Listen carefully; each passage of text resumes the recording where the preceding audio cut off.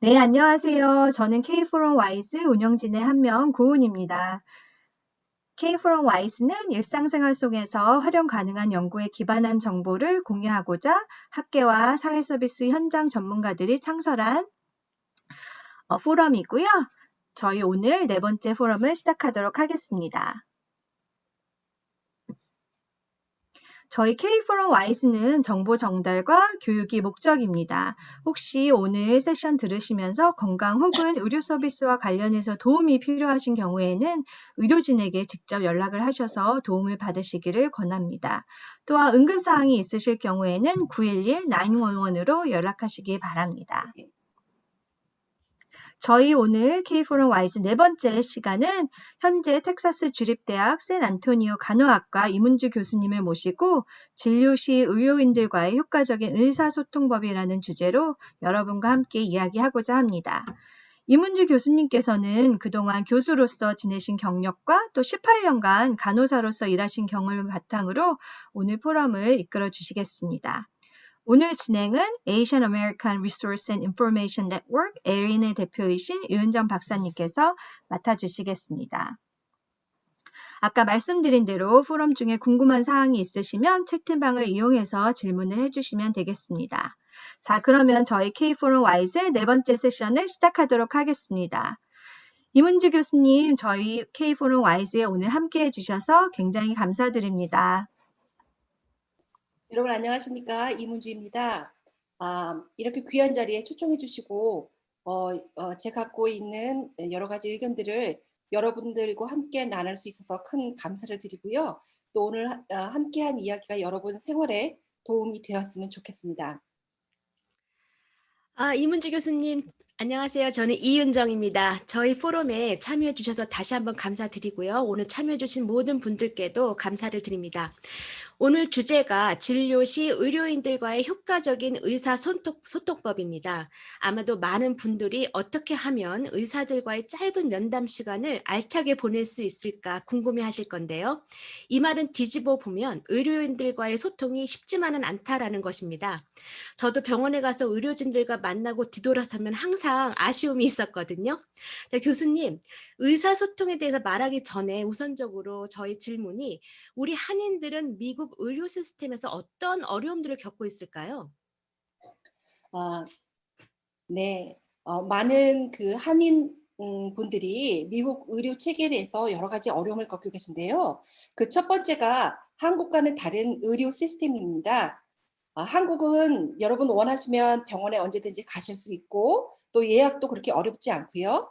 또 한 병원 건물에서 모든 것이 해결될 수 있는 원스톱 서비스인데 비해서 미국은 내 보험 안에서 주치의를 찾는 것, 또 혈액 검사나 방사선 검사 등 기타 등등 여러 가지 서비스를 받기 위해서 본인이 여러 군데를 다녀야 된다든지 또는 또 지금 당장 문제가 있지만 몇 주, 몇 달을 기다려서야 전문의를 만날 수 있다든지 하는 여러 시스템의 차이가 있습니다.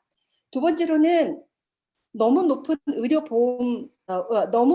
의료비가 문제인 것이죠. 그래서 한인분들한테 또 가장 큰 어려움 중에 하나가 의료보험이 없다거나 또 재정적으로 의료비를 제출할 어려움이 있으신 것이 하나의 큰 어려움입니다. 세 번째로는 영어가 우리의 첫 번째 모국어가 아니기 때문에 의사소통에 어려움이 있고 특별히 단지 영어뿐만이 아니라 의학 용어를 이해하는 데에서도 어려움이 있으십니다.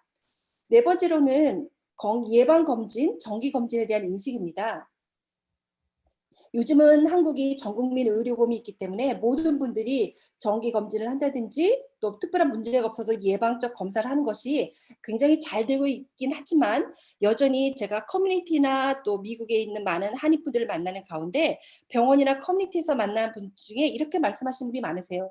난 평생 의사 한 번 안 만나봤어. 아주 굉장히 자랑스럽게 또 말씀하시는 어르신들이 계신데 정말 예방검진이라든지 정기검진을 안 받는 것이 정말 바르게 우리가 건강을 유지하는 방법인가? 라는 데에 대해서는 미국과 한국에 좀 차이가 있는 것 같습니다. 다음은 질병에 대한 또는 기본 검진에 대한 지식이 좀 부족하다는 것입니다. 이런 검사를 해야 되나? 이 나이가 되면 뭐 어떤 기본 검진을 해야 되지? 이 질병이 있으면 어떤 증상이 있지? 뭐 이런 우리가 지식이 좀 부족하기도 하죠. 마지막으로는 의료보험 이용법에 대한 어려움입니다.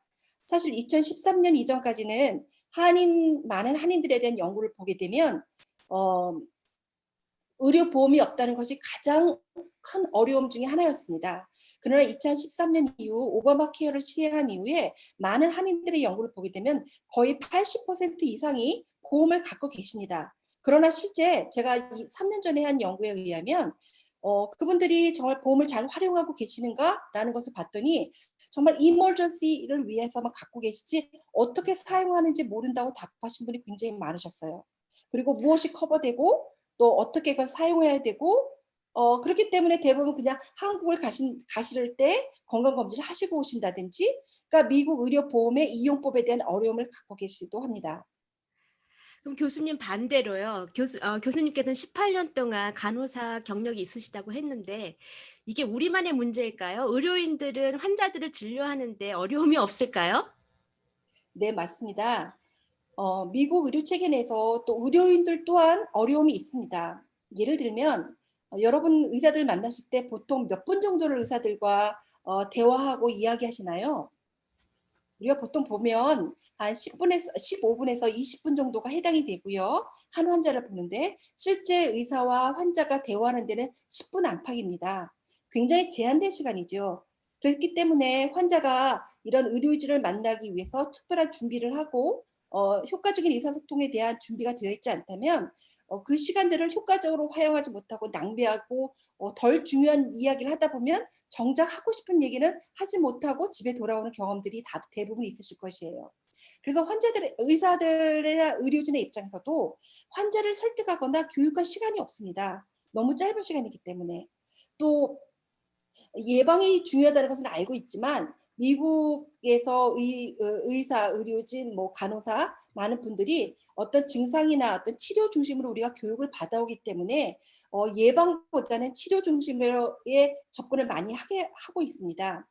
네 번째로는 미국이 굉장히 다양한 인종, 또 다양한 백그라운드를 갖고 있고 각 나라 사람들마다 건강에 대한 생각 또는 건강 행위가 굉장히 다양합니다.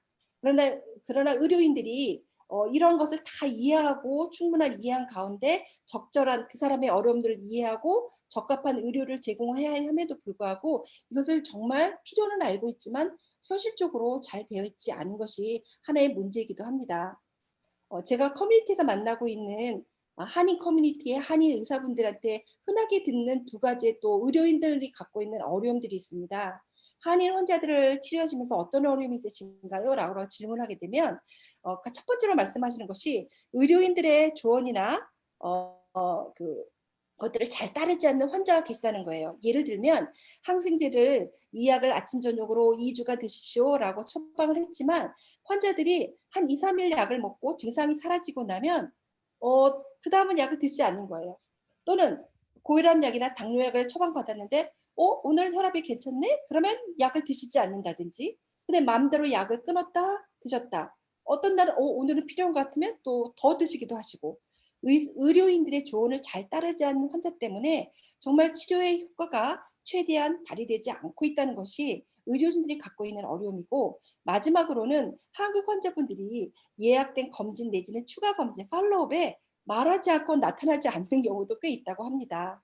예를 들면 어떤 질환을 갖고 계시면 3개월, 6개월, 뭐 1년에 한 번씩 만나게 돼 있는데 그런 검진이 나는 뭐 증상이 없는데 꼭 의사를 만나야 되나? 라고 생각하시면서 마음대로 나타나지 않는 것이죠. 이것들이 의료인들이 경험하고 있는 어려움이기도 합니다. 의료인들도 환자 못지않게 어려움이 있었네요. 오늘 그걸 또 이해하게 됐습니다. 그런 여러 가지 어려움 중에 오늘은 의사소통에 대해서 알아볼 건데요. 교수님, 그동안 한인 이민자들의 의료 시스템 이용과 관련해서도 많은 연구를 하신 걸로 알고 있어요. 기본적으로 우리 한인 이민자들이 의료인들과 어떤 의사소통을 겪고 있는지, 어려움을 겪고 있는지 알려주시겠어요?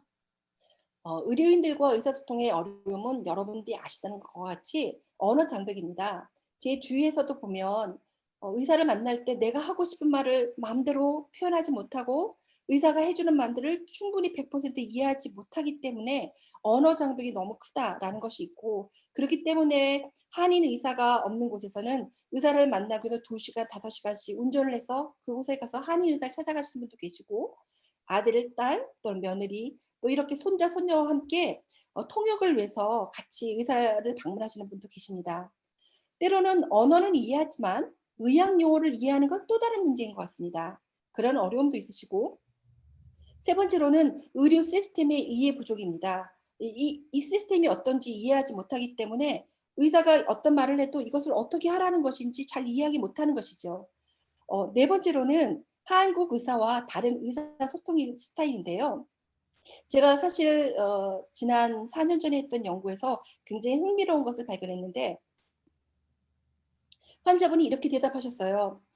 한국에서는 의사를 만나면 이문주님 오늘 이런 검사를 하셔야 되니까 2층에 가서 이 검사하고 가세요 라고 말씀하시는 데 비해서 미국에서 만나는 의사들은 이문주님 이건 검사하셔야겠는데요 라고 제안을 한다는 것이죠. 즉 다시 말하면 환자 입장에서 들을 때 이것은 꼭 필요한 검사가 아니라 해도 되고 안 해도 되고 하는 것이 아닌가 라고 하기 때문에 의사가 말을 했지만 따르지 않았다라고 답하신 분들이 꽤 많으셨습니다. 그래서 한국 의사와 다른 미국 의사들의 소통 스타일이 어떤 의료인들과의 의사소통의 어려움으로 말씀하고 계셨습니다. 교수님께서 이렇게 우리 한인들이 겪고 있는 의사소통에 대한 어려움들을 쭉 정리를 해주셨는데요. 소통이라는 거는 뭐 단순하게 환자와 의사뿐만이 아니라 가족 간에서도 중요하고 다 중요하거든요. 근데 특별히 의료인들과의 소통이 왜 중요할까요? 맞습니다. 의료인과 효과적인 의사소통이 정말 중요한 여러 가지가 있습니다. 예전에는 의사소통이라고 하면 오고 가는 것이 의사소통인데도 불구하고 우리는 일방적인 의사소통에 익숙해져 있습니다. 즉 의료인이 일방적으로 오더를 내리면 환자는 그것을 따르는 그런 일방적인 소통이었다면, 요즘에는 그 환자와 의료인 간에 상호 서로 이해를 하고 협력을 하는 코프로덕션, 서로 협력해서 진료의 계획을 함께 짜고 그것을 통해서 가장 최대의 효과를 나타내기 위한 코프로덕션, 즉 shared decision making이라고 말을 하는데요. 어떤 내 진료 계획을 내서 함께 결정한다는 그런 개념이 있습니다. 이렇게 의사와 효과적인 의사소통을 하게 되면 가장 큰 혜택을 보는 사람은 바로 환자입니다. 환자의 만족도가 늘어나고요. 두 번째는 결과적으로는 나의 질병 치료의 효과가 최대한으로 증대될 수 있기 때문에 최대의 효과를 볼 수 있다는 점이 있고, 마지막으로는 단지 질병의 치료뿐만 아니라 조기 진단, 또 질병 예방, 이런 효과를 볼 수 있기 때문에 효과적인 의사소통이 가장 중요하다고 할 수 있겠습니다. 의료인들과의 의사소통이 또 질병의 예방과 조기 진단에 중요한 영향을 미치는군요. 아까 교수님께서 보통 의사와 환자들이 10분 이내로 이렇게 면담 시간을 갖는다고 했는데요. 그럼 우리가 의료인들을 만나기 전에 특별히 뭐 준비해야 될 사항들을 한번 쭉 짚어봐 주시겠습니까?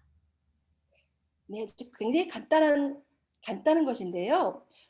의사를 방문하기, 이렇게 의사 오피스라든지 병원 방문 시에는 어떻게 의사소통을 할지 준비해 가시는 것이 필요합니다. 즉 종이 써가셔도 괜찮고요. 효과적인 의사소통으로 더 나은 진료를 받아 혜택을 받는 사람은 바로 나이기 때문입니다.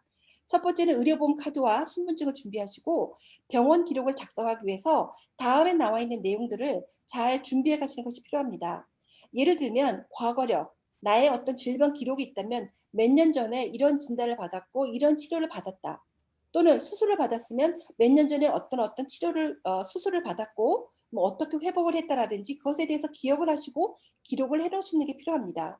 그리고 가족력을 말씀하실 때는 도대체 어디까지 말을 해야 되지? 사전, 팔촌, 뭐 어떤 사돈까지 얘기해야 되나? 그런 것이 아니라 환자 본인을 중심으로 해서 양쪽 부모님, 또 부모님 위에 또 그 조부모님, 약 2대까지의 직계 가족과 내 형제 자매들 간의 가족 간에 어떤 의료적인 문제가 있었는지 그것을 알고 계시면 도움이 되겠습니다. 그리고 현재 증상을 어떻게 설명할 것인가에 대한 준비를 하시면 되겠습니다.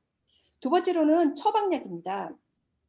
의사가 처방하고 있는 약을 복용하고 계신 경우에는 그 약을 어떤 약과 용량이 얼마이고 기타 등등 그 약과 함께 현재 드시고 계신 비타민, 영양제, 건강보조식품 등 이런 문제에 대해서 다 의사들과 얘기하셔야 됩니다. 예를 들면 건강보조식품을 먹고 있는데 이거는 처방약이 아니니까 의사한테 말 안 해도 되겠지? 라고 생각하실 분이 계신데 사실은 처방약과 건강보조식품이라 할지라도 이 두 약이 상호 같이 협력을 해서 약의 효과를 증대시킬 수도 있고 약의 효과를 감소시킬 수도 있습니다. 그렇기 때문에 처방약을 드시고 계심에도 불구하고 최대한의 효과를 볼 수 없는 것이죠. 그래서 처방약뿐만 아니라 영양제, 비타민, 건강보조식품들을 드시고 계시다면 이것 또한 의사들과 상의하시는 것이 필요합니다. 그 한 예로 중풍을 받으신 분이 계시다면 중풍, 스트로크라고 계시죠? 그러면 의사들이 혈액을 묽게 하는 약을 처방을 받으시는데 예를 들면 뭐 우리가 은행이라든지 이런 것을 장기 복용하시는 분들은 혈액을 묽게 하는 효과들이 있습니다. 그런 건강보조식품을 같이 드실 때는 혈액을 너무 묽게 하여서 정말 지혈이 돼야 될 때 지혈이 안 되는 상황이 있기 때문에 더더욱더 의료진에게 이것을 알리실 필요가 있습니다. 다음은 알러지 증상이나 그 외에 드시고 계신 복용약이 계시면 그것에 대해서도 자세히 의사들에게 말씀하실 필요가 있습니다.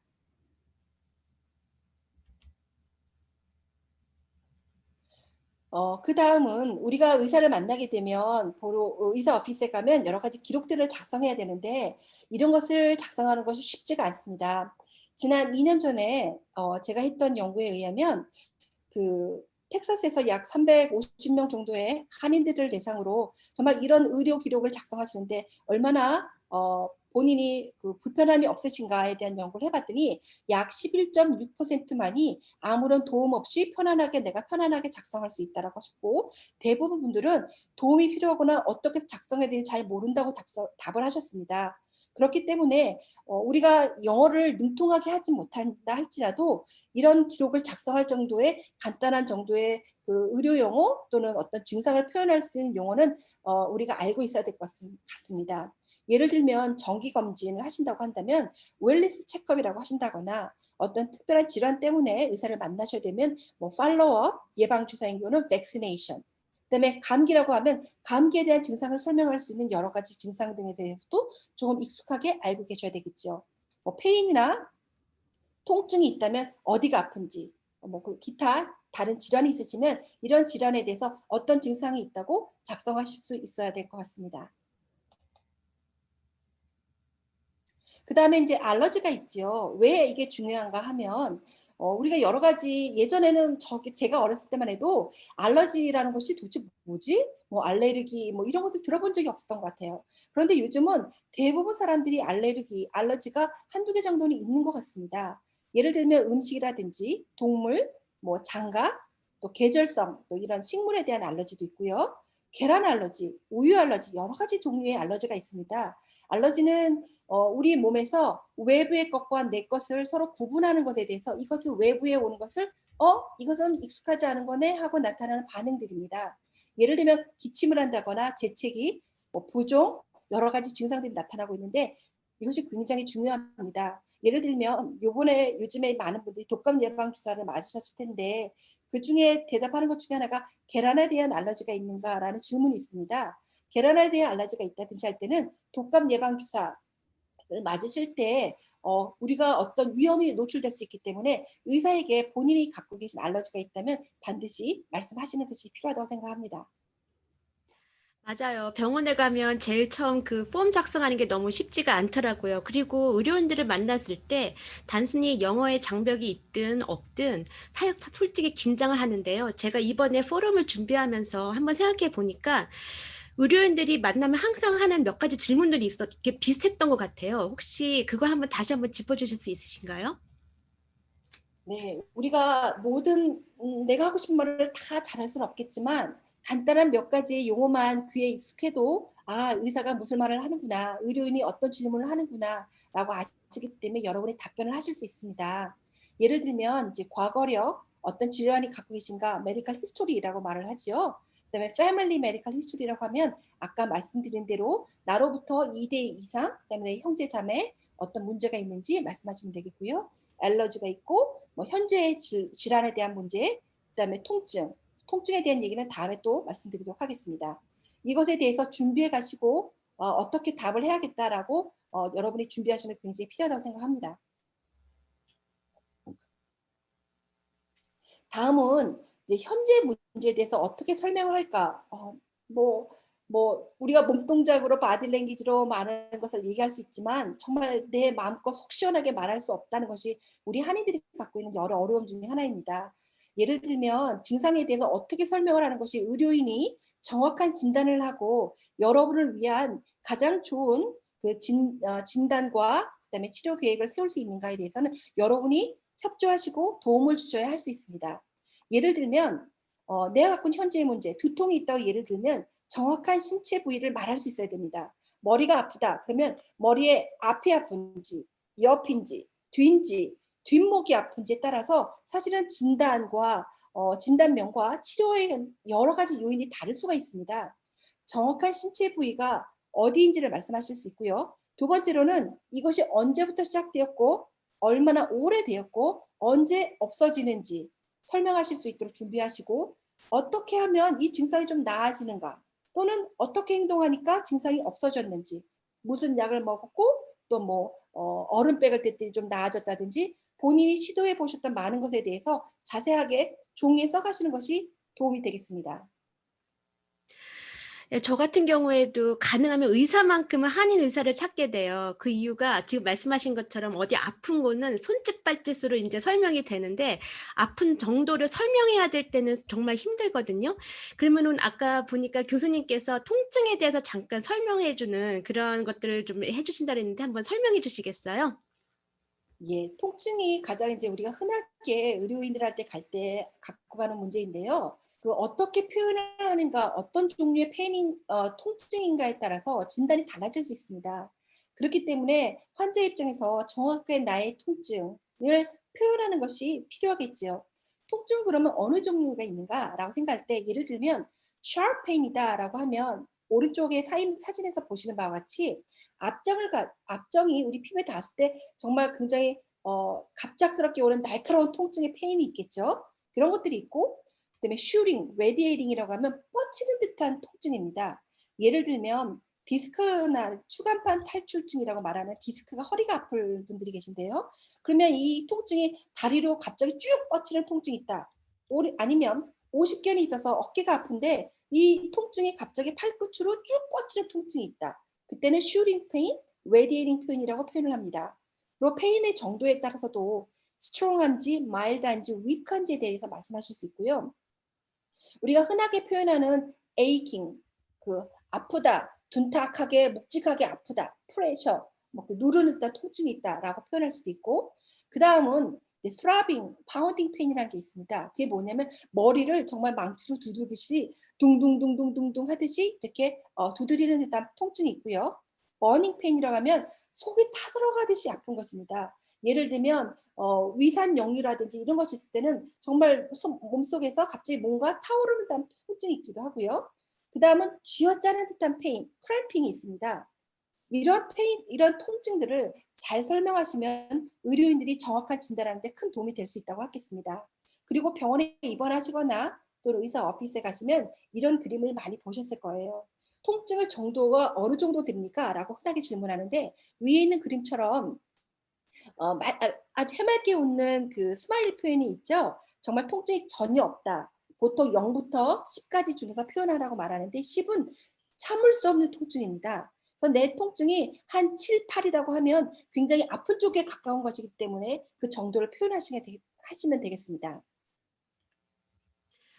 그러면 오늘 통증에 대해서 설명하는 단어들하고 그 정도를 어떻게 표현하는지 배우게 돼서 정말 좋은데요. 그럼 교수님, 처음 의료인들을 만나기 전에 준비 사항 중에 그 처방약에 대해서 말씀해 주셨잖아요. 그 처방약에 대해서 조금 더 설명해 주실 수 있으세요?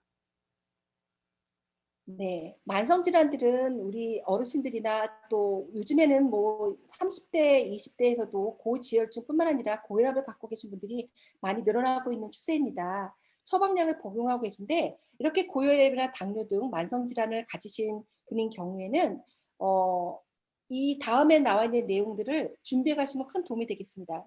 제가 병원에서 일할 때나 아니면 커뮤니티에서 만날 때 여러분들이 여쭤봅니다. 그럼 고혈압이 있으시면 어느 약을 어떻게 복용하고 계세요? 라고 보면 거의 열의 7, 8분들은 하얗고 동그란 약, 하얗고 길다란 약, 뭐 이런 식으로 표현을 하세요. 본인이 드시고 계신 약에 대해서 정확한 약의 이름, 용량이 어떻게 되는지, 하루 몇 번 복용을 하는지 알고 계셔야 됩니다. 그리고 언제부터 몇 년간 드시고 계셨는지 이것에 대한 설명도 필요하고요. 또 이 약을 드실 때 어떤 증상이 있으면 의사에게 나 이 약을 먹으니까 이런 증상이 있습니다. 보고해야 되는 부작용이 뭔지 알고 계셔야 됩니다. 그리고 이것이 네 번째로는 굉장히 또 중요한 문제인데요. 어, 많은 분들이 그 고혈압이나 당뇨를 갖고 계시거나 고지혈증 있으실 때, 나 그냥 그 약 먹고 있으니까 나는 괜찮겠지라고 생각하시지만 굉장히 더 중요한 것은 본인이 매일 집에서 혈압을 측정하시고 당뇨 수치를 기록하시는 것이 굉장히 중요합니다. 예를 들면 의사를 만날 때 3개월, 6개월마다 의사를 만나시는데 뭐 한 번도 이런 기록을 가져가지 않으시고 측정을 안 하시다가 의사 오피스에 가서 혈압을 한번 재보고 처방약이 효과가 좋네요.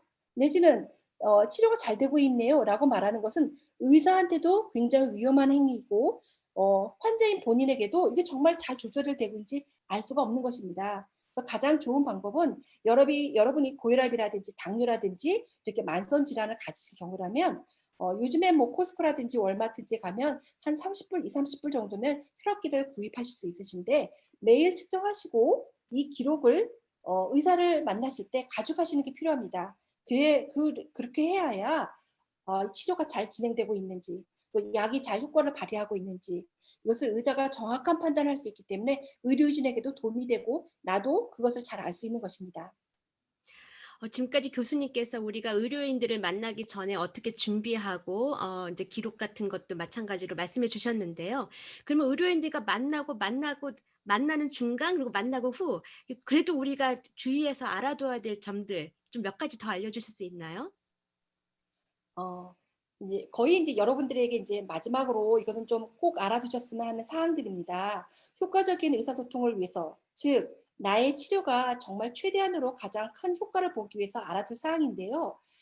의사나 의료인들을 만나기 전에 본인 증상들을 어떻게 말을 해야 될지 종이에 적어 가시는 게 필요합니다.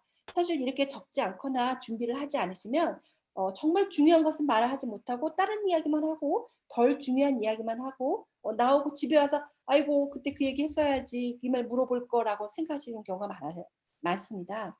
그런데 반드시 적어가시도록 권하고요. 질문할 사항이 있으시거든 평소에 기억나는 게 있으시면 그것도 1, 2, 3, 4, 5로 준비해 가십시오. 그리고 진단, 치료, 검사, 처방약 등에 좀 이해가 가지 못하는 것들이 있으시면 반드시 의사에게 물어보고 확인하셔도 됩니다.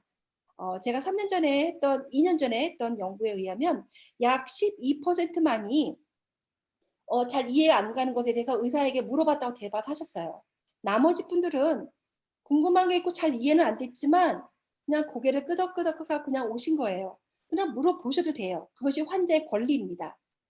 그리고 네 번째로는 처방약을 처음 받으셨을 경우에는 어떤 증상이 있을 때 어떤 부작용이 있으면 의사한테 연락해야 되는지 물어보셔도 돼요. 그리고 혹시라도 이 약을 드시거나 아니면 또 치료를 하고 계신 가운데 궁금한 게 있으시면 의사한테 연락을 하시면 당직 그 의사라든지 아니면 뭐 널스 프랙티셔너라든지 이런 분들이 여러분들이 어떻게 하셔야 되는지를 알려주시기도 합니다. 그래서 이런 것도 알고 계시고요. 집에서 측정하신 혈압이나 혈당 기록을 가져가십시오. 그리고 또 하나 여섯 번째로는 어, 이 의사와 내가 만나는데 좀 불편하고 나는 좀 편안하지 않다라고 생각하시면 바꾸셔도 괜찮습니다. 그런데 정말 좋은 방법은 바꾸시더라도 가능한 몇몇의 의료진과 지속적인 관계를 유지하시는 게 중요합니다. 오늘은 이 의사, 다음번에는 다른 사람을 만나게 되면 그분들은 나에 대한 기록이 없으세요. 그렇기 때문에 내가 갖고 있는 그 당시의 문제는 해결해 줄지 모르겠지만 통합적으로 나의 문제를 전체적으로 보고 해결해 주거나 조언해 줄 수가 없습니다. 그래서 가능하면 몇 명의 의료진과 지속적인 관계를 유지하시는 것이 중요하다고 할 수 있겠습니다. 마지막 일곱 번째로는 의사 오피스, 그다음에 urgent care, 응급실 이용에 대해서 말씀드리겠습니다. 어, 한국인 같은 경우에는 사실 응급실 3차 의료기관에서 가지 않아도 되는데 응급실을 이용해서 정말 그런 의료 서비스를 받아야 할 분들이 제대로 된 혜택을 받지 못하고 응급실에서 뭐 굉장히 오랜 시간 기다리고 제대로 된 치료를 받지 못하는 경우도 있고요. 굉장히 간단한 문제는 응급실에 가지 않으셔도 됩니다. 그래서 만약 주말 같은 경우라고 한다면 주말에 만약 문제가 있으면 의사 오피스에 전화를 하세요. 의사 연락을 하시면 아까 말씀드린 대로 당직 의사라든지 어떤 분들이 여러분 이틀 정도 기다리셨다. 월요일 날 언제 오십시오라고 말씀을 해주시기도 하고 또는 주위에 어떤 치료가 당장 필요하다 생각되면 urgent care나 응급실을 사용하시도록 말씀해 주실 겁니다. 그러면 urgent care가 응급실과 어떻게 다른가라고 생각하면 여러분이 심지어 보험을 갖고 계신다고 해도 보험 수가를 또 의료비를 책정하는 데 큰 차이가 있습니다. 많은 경우는 urgent care라고 하게 된 경우에는 응급실만큼 큰 어떤 굉장히 시설을 갖고 있지 않지만 여러분이 갖고 있는 간단한 문제, 대부분 문제에 대해서 뭐 열이 난다든지 어떤 어디가 불편하실 경우에 대해서는 대부분 해결하실 수 있습니다. 그리고 의료비도 굉장히 많이 저렴합니다. 응급실에 비해서.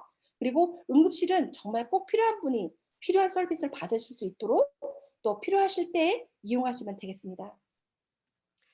선생님, 오늘 정말 많은 이야기들을 귀에 쏙쏙 들어오게 설명해 주셨어요. 이제 다음은 Q&A 시간인데요.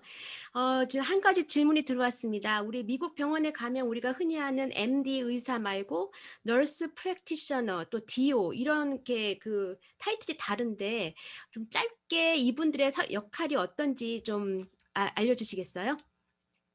일단 이제 1차 진료, 프라이머리 케어라고 하면 프라이머리 케어를 담당하고 있는 여러 의료진들이 있는데 우리가 처음 의료진을 이제 진료 예약을 할 때 널스 프랙티셔너고 PA는 또 누구지? 또 DO는 또 뭐지?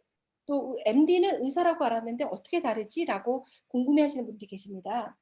미국에서는 여러 가지 이유 때문에 1차 진료하는데 이 네 그룹들이 진료를 다 담당하고 있습니다. MD라고 하면 우리가 알고 있는 의과대학을 졸업하는 의사를 말하는 거고요. 그다음에 DO라는 그룹도 의과대학을 졸업합니다. 그런데 이분들도 같은 의사이긴 하지만 그 질병과 함께 어떤 환자의 전반적인 홀리스틱 어프로치에 대한 것을 많이 교육받고 트레이닝을 받으신 분들입니다. 그래서 같은 의사이긴 하지만 조금 다른 어프로치를 한다는 게 좀 다르지만 같은 1차 치료를 하고 계시고요. 미국에서 지금은 널스 프랙티셔너, 특히 이제 얼전트 케어 가시면 널스 프랙티셔너라는 분들이 많이 1차 치료를 하고 계신데요.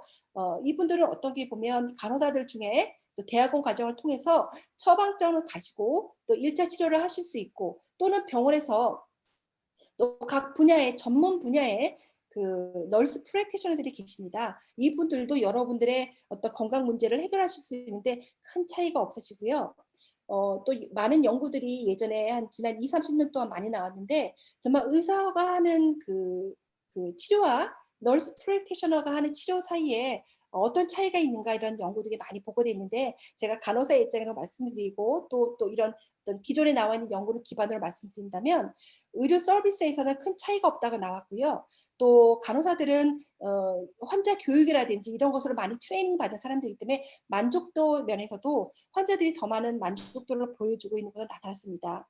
PA라는 또 직군이 따로 있는데 Physicians Assistance입니다. 이분들도 미국에서는 전문기관을 통해서 교육받으신 분들이고 또 처방권뿐만 아니라 의사와 함께 일하시고 있는 분들이고 이 네 그룹이 같이 일하고 계십니다. 지금 시간이 좀 많이 지났는데 그래도 중요한 질문들이 들어와서 꼭 해보고 싶은데요.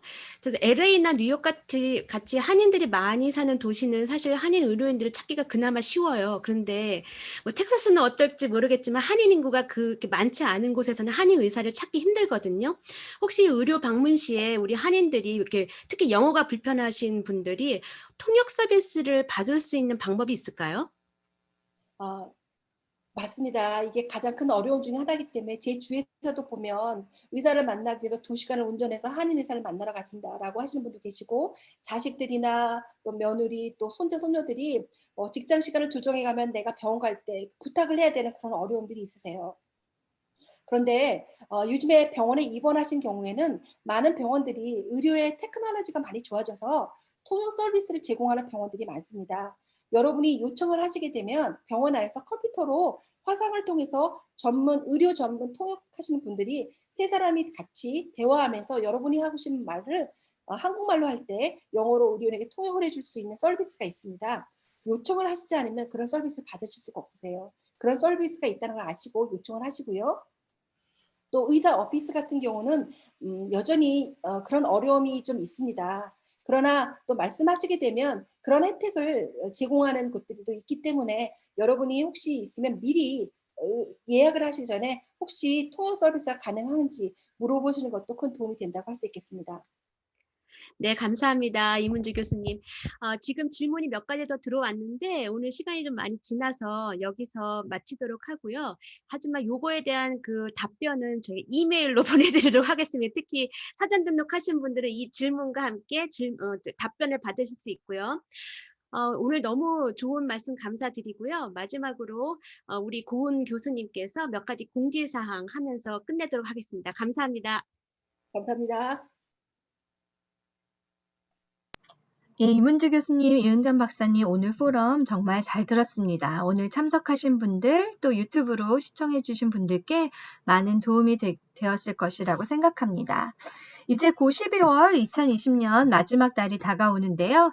연말을 맞이해서 저희 K-포럼 와이스도 12월 한 달은 쉬면서 한인사회에 필요한 포럼 내용에 대해서 더 고민한 후에 2021년에 더 좋은 모습으로 찾아뵙도록 하겠습니다. 전 세계가 코비드로 진짜 어려움을 겪기 시작한 지가 벌써 10개월이 지나가고 있습니다. 정말 우리 모두 많이 힘들고 어렵지만 저희 스스로에게 또 주변 사람들에게 잘하고 있다고, 잘 견뎌내고 있다고 한 번씩 이야기해 줄 수 있으면 좋겠습니다. 또 저희가 어려운 상황인 만큼 또 저희 스스로 또 주변 사람들에게 너그러워질 수 있으면 좋겠습니다. 이번 주는 가장 큰 연휴 중에 하나인 추수감사절입니다. 보통 때 같으면 가족들이 모두 모이는 북적북적한 시간이겠지만 올해는 그렇지 못한 분들도 많이 있을 것 같아요. 직접 만나지 못하실 경우에 아쉽지만 전화나 화상통화를 통해서 안부 물으시고 또 서로에게 힘을 주실 수 있으면 좋겠습니다. 저희 오늘 K-포럼 와이즈 네 번째 세션 여기서 마치도록 하겠습니다. 모두들 안전하고 건강하게 연말 잘 보내시고요. 저희는 내년에 다시 찾아뵙도록 하겠습니다. 감사합니다.